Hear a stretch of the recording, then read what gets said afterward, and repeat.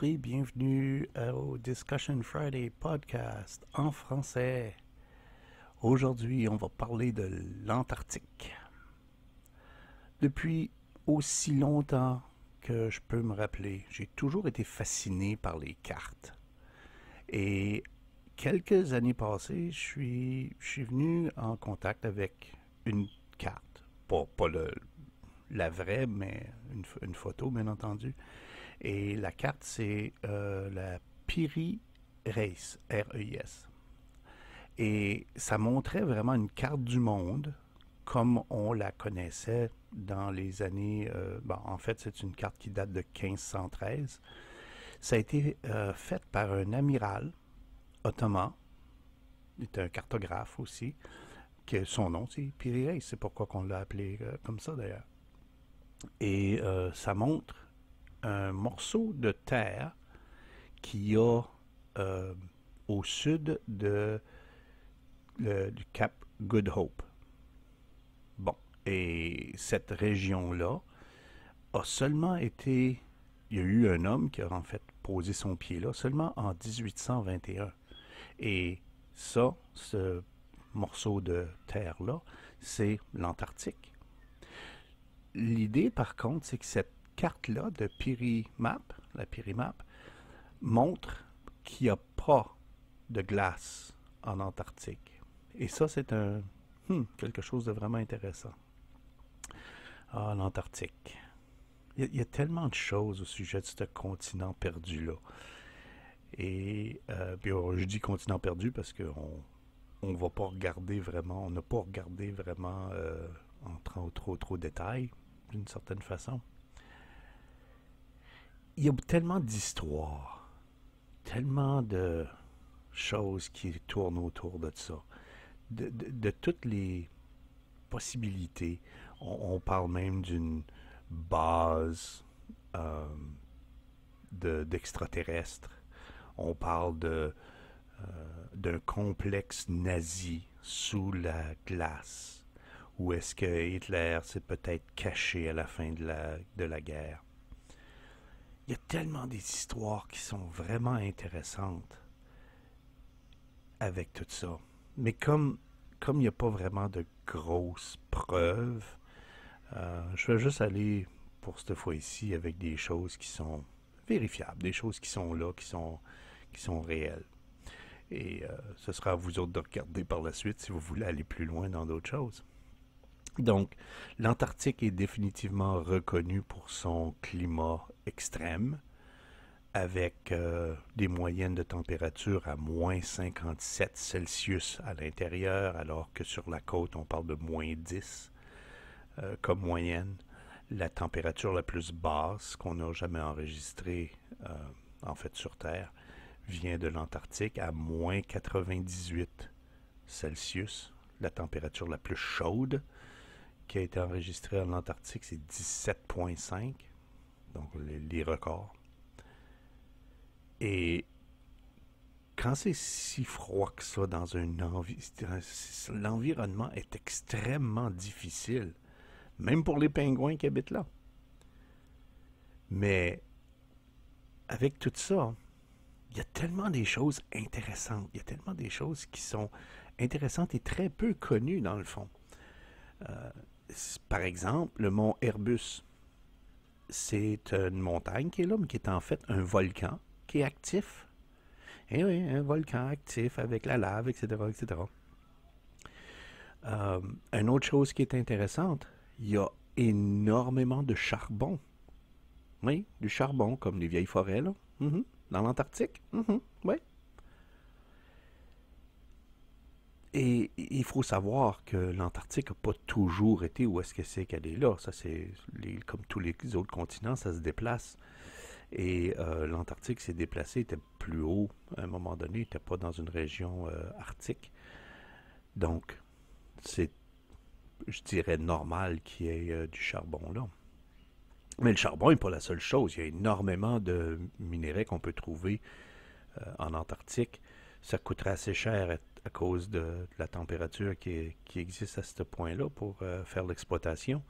Mais bon, comme on sait que l'humain peut devenir vraiment désespéré à un certain point, en 1991, ils ont décidé de faire le Antarctic Treaty System, qui se trouve être un traité de l'Antarctique, où est-ce que on interdit toute exploitation minière en Antarctique. L'idée est de conserver l'environnement le plus pur possible, l'environnement de l'Antarctique. Pourquoi? Parce qu'on fait énormément de recherches là. Donc, une autre chose intéressante à savoir, c'est que euh, il y a des régions en Antarctique, certaines régions, dont entre autres les Bunger Hill, qui se trouve à être un endroit où est-ce que c'est un oasis de chaleur. Mhm. Il y a des lacs. Ah oui, des lacs liquides, avec de l'eau. Et tant qu'on parle de lacs, t'as le Schirmacher, S-C-H-I-R-M-A-C-H-E-R, c'est un mot allemand. Mon allemand est pas très bon. C'est un oasis qui appelle ça. On appelle ça l'oasis Schirmacher. Et il y a en fait là de l'eau douce. Je sais ce que les personnes vont me dire. C'est, attends. Non, non, non, non, non. C'est pas possible. Tu as dit que la meilleure température qu'il y avait là, c'était moins 10 Celsius. Peut-être avec l'eau salée, je suis d'accord. L'eau salée fait que ça rend plus difficile à l'eau de geler, mais c'est de l'eau douce que tu dis là. C'est pas possible, ça va geler. Well, non, c'est pas tout à fait impossible quand on y pense, parce que le fameux oasis en question se trouve à être sous la glace. Et comme j'ai dit plus tôt, il y a un volcan qui est actif dans ce coin-là. Donc, la chaleur est là. Comme c'est sous la glace, ça permet de garder une température plus constante. Et c'est de là que ça vient. Maintenant qu'on a fini avec l'idée de l'environnement et comment est-ce que c'est, là, bon, on n'a pas vraiment fini, mais bon, ça donne un petit résumé. Euh, je veux essayer de parler un peu des choses, de l'activité humaine qu'il y a sur le continent de l'Antarctique. Quelqu'un qui veut commencer un petit peu de recherche, faire une petite recherche de base, juste à regarder Operation Deep Freeze. C'est le nom de code en fait pour les missions qu'il y a en Antarctique. Et il y en a beaucoup. Il y a beaucoup de pays qui font partie de cette opération-là et qui vont là pour faire différentes recherches, etc. Ceux-là qui m'ont vraiment intéressé dans tout ça, ça a été, entre autres, pendant l'Allemagne nazie, de 1938 à 1939. Il y a même une région qui s'appelle Swabia, et qui est là, qu'ils ont créé. L'Union soviétique, l'ancienne Union soviétique, de 1955 à 1958. Bien entendu, les États-Unis, à partir de 1928, aller jusqu'en 1956, mais même après, même encore aujourd'hui. Donc, et la grande majorité de ces pays-là sont encore là maintenant. Bon, pas l'Allemagne nazie n'existe plus, mais les autres pays, définitivement. Et euh, comme il y a toujours ces forces-là qui s'opposent dans le monde, ils ont décidé de faire un traité, le traité de l'Antarctique, so Antarctic Treaty System, où est-ce que sur le continent, si les pays veulent aller sur le continent, et même s'ils sont des pays qui se confrontent ou qui peut-être se battent à un moment donné, il y a une chose, c'est qu'ils veulent préserver l'Antarctique de la façon la plus pure possible. Donc, vous pouvez y aller, ça, ok, faites vos recherches, ok, mais il n'y a pas de guerre qui va se passer ici. Une sorte de terrain neutre. Et euh, ça n'a quand même pas empêché les pays de se faire des bases militaires. C'est souvent là qu'était l'argent.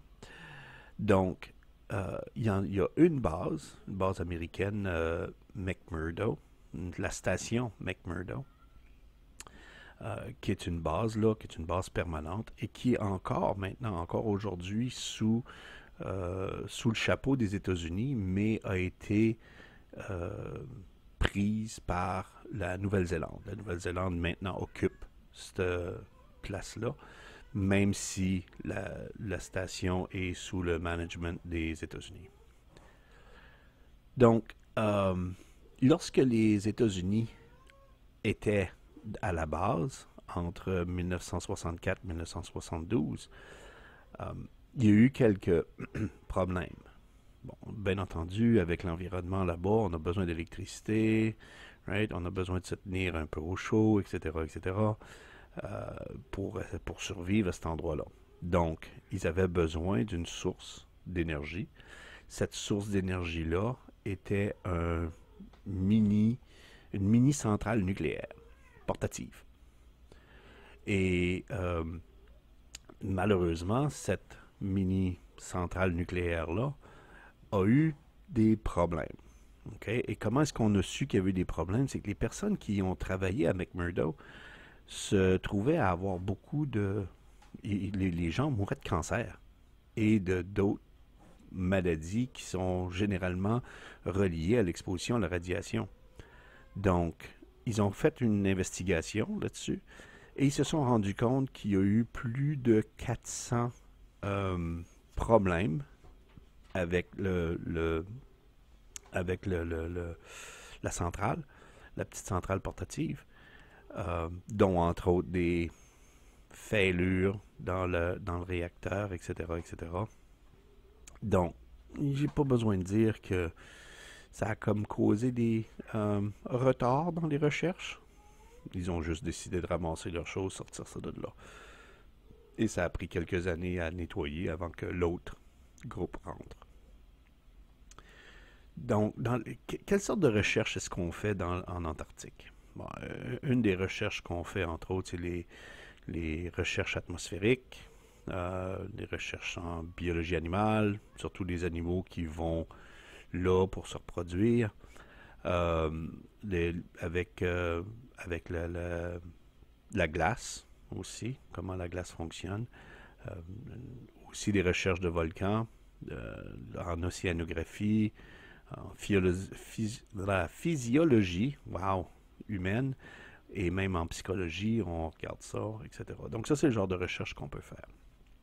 Une des recherches qu'on a faites aussi, c'est le projet ANITA, so Antarctic Impulsive Transient Antenna.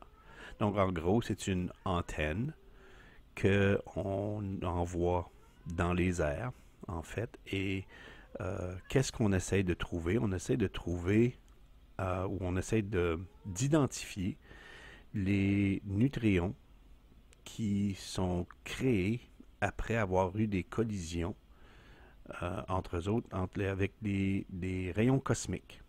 Donc, ces rayons cosmiques-là vont être des micro-ondes, si on veut. Ça va créer des photons, des micro-ondes qui se promènent un peu partout dans l'univers. Donc, ça vient de l'espace.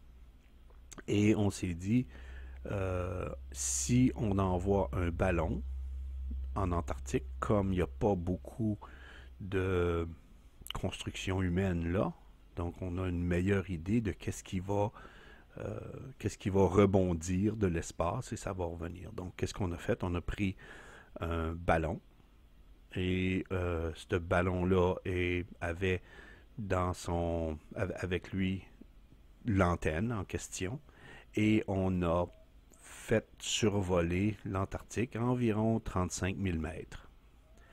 Et qu'est-ce qu'on voulait regarder? On voulait voir les émissions radio qui étaient créées par ces collisions-là dans l'espace, qui auraient rebondi là, en Antarctique. On a commencé en 2006. 2006, on a trouvé quelque chose de vraiment extraordinaire avec ça. C'est que les rayons cosmiques qu'on s'attendait qu'ils rebondissent, en fait, étaient produits par une région dans l'Antarctique. Donc, les régions cosmiques ne viennent pas de l'espace, mais viennent bel et bien du continent de l'Antarctique et vont vers l'espace.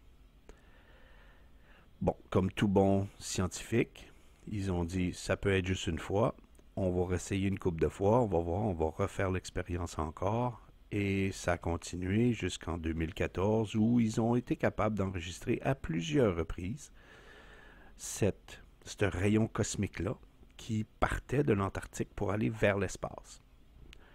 Ça, juste ça semble rien, mais ça défie complètement les lois de la physique.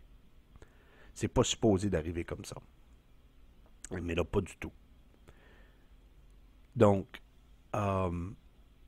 et c'est pas arrivé juste une fois, là. C'est arrivé à plusieurs reprises. Et même encore aujourd'hui, on continue de regarder ça tellement que c'est quelque chose de gros, tellement que c'est une nouvelle incroyable. Et les scientifiques ne comprennent pas de où ça vient, qu'est-ce qui se passe. Donc, cette nouvelle-là, c'est quelque chose qui a été vraiment, qui est sorti, pas juste dans le monde scientifique, c'est sorti dans les nouvelles de tous les jours. Vous avez juste à regarder, et puis dans les nouvelles, puis vous allez voir, il y a des rayons cosmiques qui sortent de l'Antarctique. Et toutes ces choses-là font qu'il y a énormément d'histoires, de spéculations, d'idées, de théories qui sortent de l'Antarctique. À un point où est-ce que c'est que on peut comprendre qu'il y a un intérêt stratégique pour les pays qui sont en guerre ou les pays qui sont agressifs de se retrouver dans les pôles. Ça rend juste le trajet plus court d'aller d'un point A au point B. Mais ça aussi met de l'eau sur le feu des théories. Pas de l'eau, excuse, ça met de l'essence, en fait, sur l'idée des théories. Comme entre autres, qu'est-ce que l'Allemagne nazie faisait en Antarctique?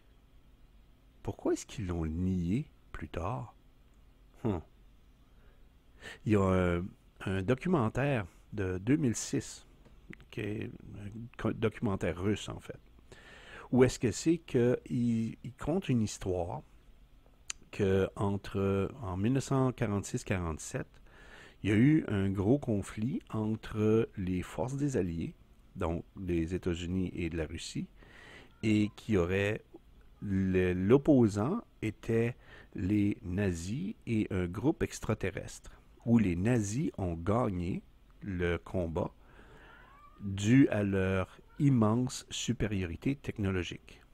Je ne sais pas à quel point c'est vrai. Je peux dire que c'est bien fait pour avoir écouté le documentaire. Mais encore une fois, les preuves.